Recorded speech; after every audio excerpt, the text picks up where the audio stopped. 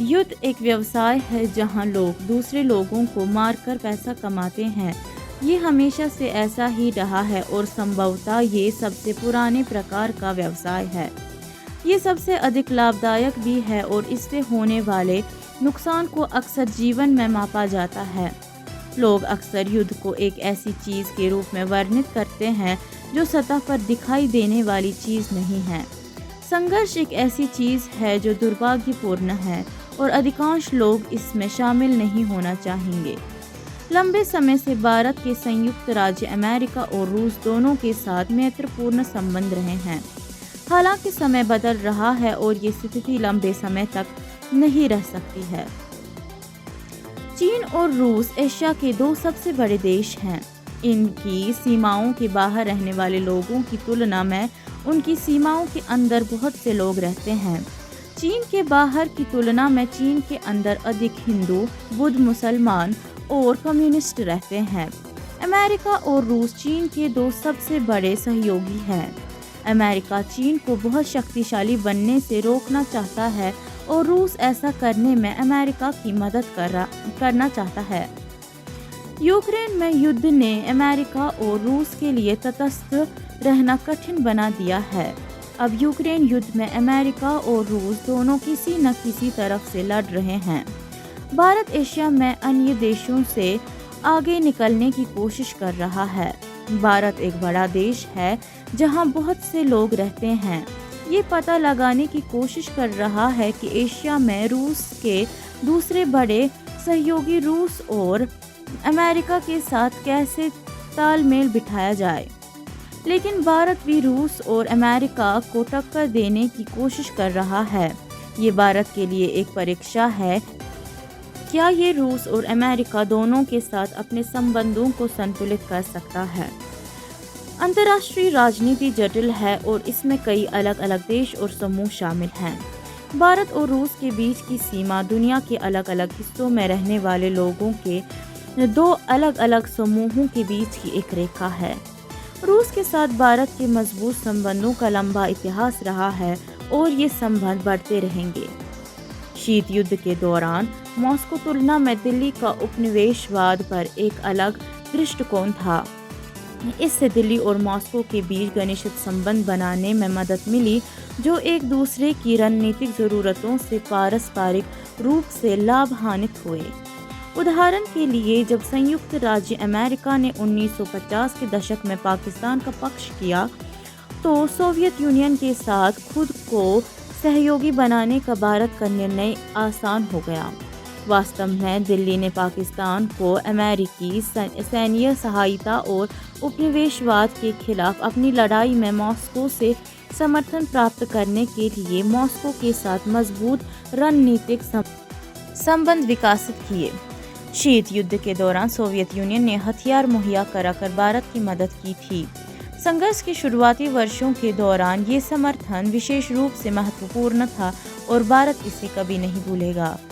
Soviet union और रूसी संघ के अलग होने के बाद भी भारत के लिए एक महत्वपूर्ण अंतर्राष्ट्रीय भागीदार बना रहा। क्लिंटन प्रशासन को भारत के प्रति सख्त नापसंदगी थी, ये विश्वास करते हुए कि ये अभी भी पाकिस्तान के साथ युद्ध लड़ रहा था और भारत से अपने परमाणु और मिसाइल कार्यक्रमों को कम करने का आग्रह कर रहा था। जवाब में भारत रूस की ओर अधिक झुक गया और जो हथियारों के रूप में भारत को अधिक समर्थन देने में सक्षम था।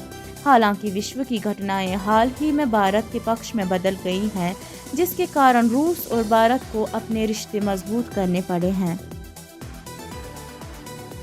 1000 के दशक से चीन आर्थिक रूप से वास्तव में अच्छा कर रहा है और इसकी सैन्य और कूटनीतिक दौड़ भारत की प्रतिस्पर्धा करने की क्षमता से कहीं आगे बढ़ गई है। इसने राष्ट्रपति बुश और बाद में राष्ट्रपति ओबामा को कश्मीर और भारत के परमाणु शस्त्रागार के बारे में पिछली अशमित पर काबू पाने के द्वारा भारत के साथ अमेरिका के संबंधों को ठीक करने के लिए प्रेरित किया। लेकिन ये राष्ट्रपति ट्रंप थे जिन्होंने भारत को नई अमेरिकी प्रशांत रणनीति के केंद्र में रखने का प्रस्ताव दिया था, जो चतुर्भुज सुरक्षा संवाद में परिलक्षित होता है, जिसमें अमेरिका, भारत, जापान और ऑस्ट्रेलिया शामिल है। भारत और संयुक्त राज्य अमेरिका पिछले 2 दशकों में करीब आए हैं, लेकिन इससे रूस के साथ टकराव हुआ है। रूसियों ने विश्वास बनाने की कोशिश करने के लिए ब्रिक्स फोरम का उपयोग करने का सुझाव दिया है, लेकिन ये बहुत देर हो चुका है। भारत और चीन ने ब्रिक्स एसोसिएशन के सदस्य होने से संयुक्त राज्य क्वाड के साथ भागीदार बनने के लिए स्विच किया है। भारत और चीन के बीच की समस्या को भरोसे से नहीं सुलझाया जा सकता। तीनों देश इन तीनों के लिए किसी महत्वपूर्ण बात को लेकर असहमत हैं। भारत अपनी मिसाइल रक्षा प्रणाली को अपग्रेड करना चाहता है, लेकिन अन्य देश नहीं चाहते कि ये रूस के बहुत करीब आ जाए। असहमति जटिल है, लेकिन इसके दिल में एक समझौता है। अगर रूस के साथ अपने कुछ सैन्य सहयोग का व्यापार करता है तो भारत को बेहतर मिसाइल रक्षा मिलेगी। अक्टूबर 2018 में रूस ने भारत को 5 S-400 मिसाइल बैटरी प्रदान करने के लिए एक समझौते पर हस्ताक्षर किए। ये डील $5.5 अरब से ज़्यादा की थी। भारत को नवंबर 2021 में एंटी एयर मिसाइल सिस्टम का पहला बैच मिला था, लेकिन S-400 मिसाइल सिस्टम ने प्रतिबंधों का जोखिम बढ़ा दिया है। संयुक्त राज्य अमेरिका इस सौदे से खुश नहीं है और उसने बार बार चेतावनी दी है कि कोई भी देश जो S-400 प्रणाली का उपयोग करता है उस पर CAATSA बिल के तहत प्रतिबंध लगाए जाएंगे। खेल की स्थिति रूस और संयुक्त राज्य अमेरिका के बीच संबंधों को संतुलित करने में भारतीय नीति निर्माताओं के कूटनीतिक कौशल का परीक्षण कर रही है। भारत के लगभग 70% सैन्य उपकरण रूस से आते हैं और पिछले 20 वर्षों में भारत का झुकाव अमेरिका की ओर अधिक रहा है। तथ्य ये है कि भारत पर प्रतिबंध लगाने से एशिया प्रशांत क्षेत्र में संयुक्त राज्य अमेरिका के हितों को नुकसान होगा और दोनों पक्ष इसे जानते हैं। प्रधानमंत्री मोदी की हालिया टिप्पणियों से पता चलता है कि वह अपने समकक्ष बिडेन को भारत के खिलाफ प्रतिबंधों को हटाने के लिए राजी करने के लिए भारत के रणनीतिक लाभ का उपयोग करके वापस हमला करने की कोशिश कर रहे हैं।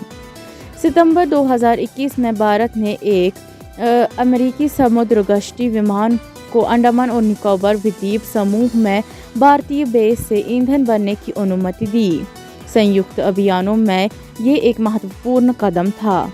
इस बीच हाल के रक्षा समझौतों ने संयुक्त नौसैनिक तेल आपूर्ति, सैन्य सौदे और खुफिया जानकारी साझा करने के माध्यम से अमेरिका के साथ भारत ने सैन्य संबंधों में सुधार किया है। नई दिल्ली महंगे सिस्टम खरीदने का ऑफर देकर अमेरिकी सैन्य ठेकेदारों से भी अपील कर रही है। रेथियन टेक्नोलॉजीज की नासम्स प्रणाली की कीमत $1 बिलियन है और भारत प्रतिबंधों को हटाने के लिए अमेरिकी सैन्य ठेकेदारों की शक्ति का उपयोग करने की उम्मीद कर रहा है। इससे पता चलता है कि नरेंद्र मोदी वर्तमान अमेरिकी राष्ट्रपति जो बिडेन की स्थिति को नरम करने की कोशिश कर रहे हैं, लेकिन व्हाइट हाउस इससे खुश नहीं है। अमेरिका में सभी के लिए समान नियमों का पालन करना महत्वपूर्ण है, कोई अपवाद नहीं। यदि भारत को नियमों में छूट मिलती है तो ये एक मिसाल कायम करेगा जो हमारे अन्य भागीदारों को परेशान कर सकता है। संयुक्त राज्य अमेरिका का CAATSA नामक एक प्रतिबंध कार्यक्रम है जो हमें अन्य देशों के साथ किए गए सौदों पर समान प्रतिबंध लगाने की अनुमति देता है। अगर भारत को छूट मिलती है तो इसका मतलब ये होगा कि हमें टर्की सरकार के साथ उनके समझौते पर CAATSA लागू करना होगा। यदि संयुक्त राज्य अमेरिका छूट पर हस्ताक्षर करता है तो अन्य देश रूस, सऊदी अरब, मिस्र, अल्जीरिया और संयुक्त अरब अमीरात के साथ व्यापार करने में अधिक सहज महसूस कर सकते हैं। राजनीतिक दृष्टिकोण से ये एक बुरा विचार होगा क्योंकि ये रूस को अंतर्राष्ट्रीय संधियों का उल्लंघन जारी रखने के लिए और अधिक प्रोत्साहन देगा। कार्रवाई का सबसे अच्छा तरीका प्रतिबंधों को यथावत रखना और CAATSA कार्यक्रम को जीवित रखते हुए प्रतिबंधों के खतरे से निपटना है। भारतीय अधिकारी प्रतिबंधों के खतरे के बारे में बहुत यथार्थवादी है और रूस के साथ अपनी दीर्घकालिक साझेदारी को ख़त्म करने की इच्छुक नहीं है।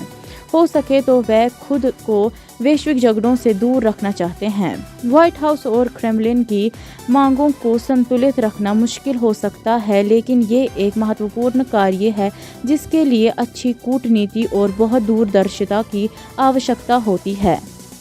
संयुक्त राज्य अमेरिका और रूस दो महत्वपूर्ण देश हैं जिनके साथ भारत के संबंध हैं।